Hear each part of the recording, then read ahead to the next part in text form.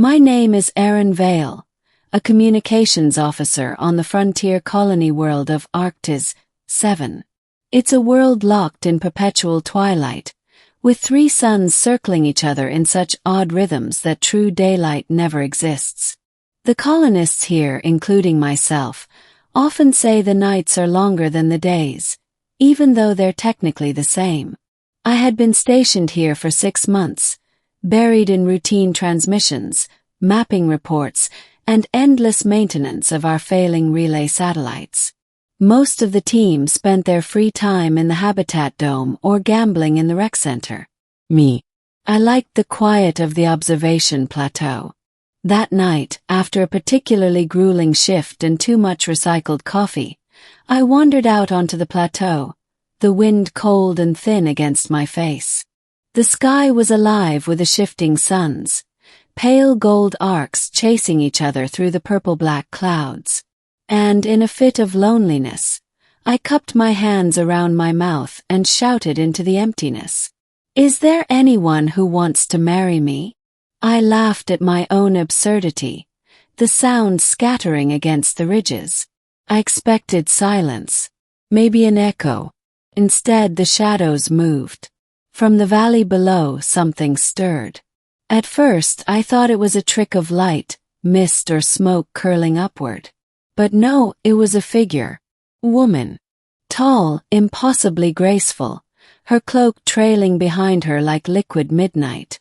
Her eyes glowed faintly red, catching the fractured starlight. And her voice, melodic yet unervingly sharp, drifted to me. I heard you.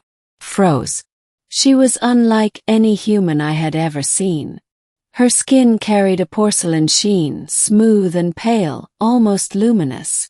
Her hair, black as a singularity, tumbled over her shoulders. And her teeth, when she smiled, they gleamed far too sharp. Middle. She ascended the plateau without effort, her movements as fluid as shadows in water. By the time she stood before me, my pulse hammered so loudly I could barely think. Who are you? Yes. I am Lysera, she replied, her gaze unwavering. And you called for a mate. I stammered. That was a joke. I didn't mean. You asked, she interrupted. And I have come. I should have run. Every instinct screamed danger, yet I stood rooted.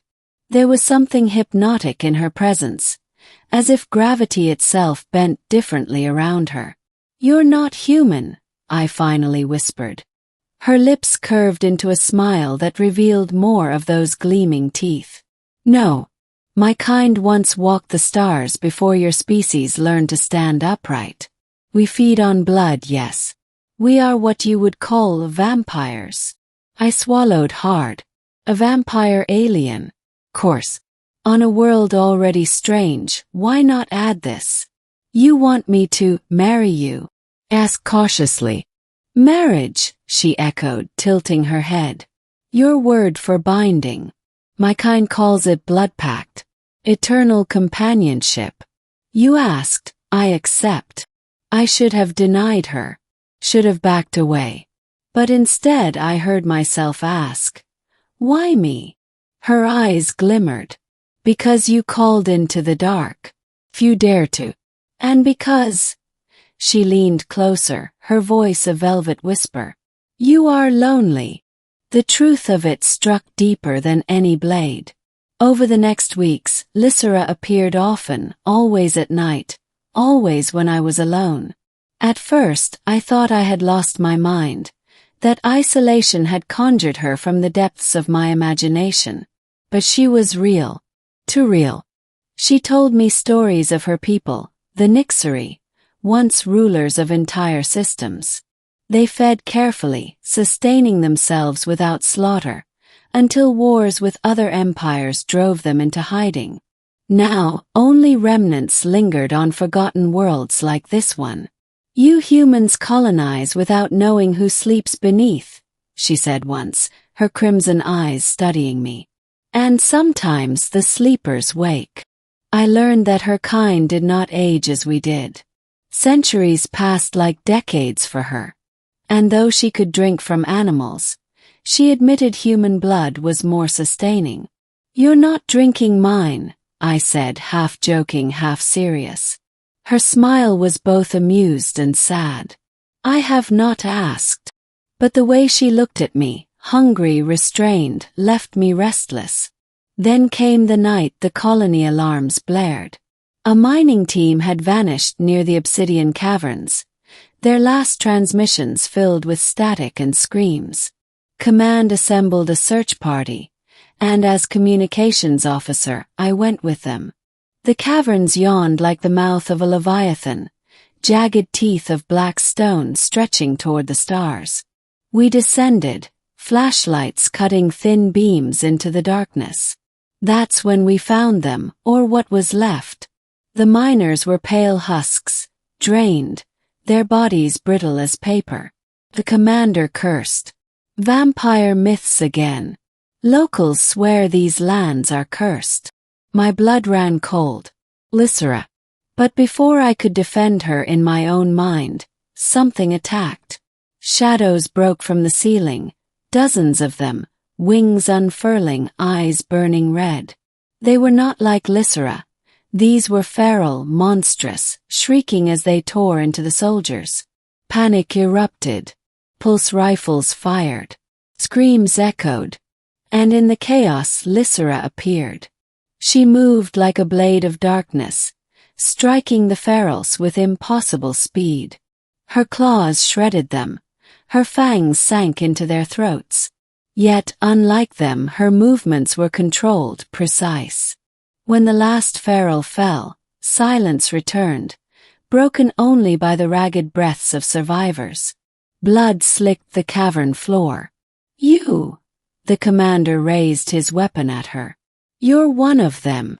"I am not," Lysera said calmly, wiping crimson from her lips.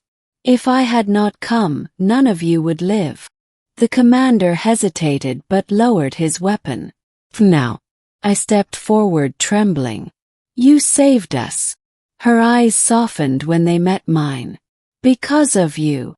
After that night, rumors spread across the colony. Some feared her. Others whispered reverently of the vampire guardian.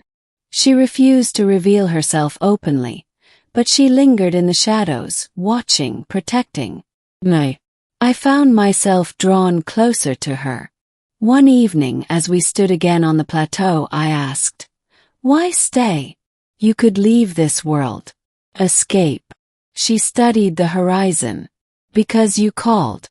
Because you offered a bond even in jest. I have not felt such a pull in centuries." Her words left my chest tight.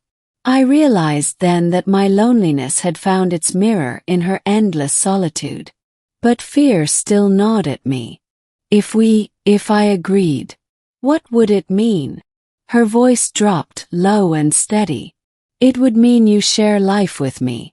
I would not drain you, but part of you would become mine, and part of me yours. Until death."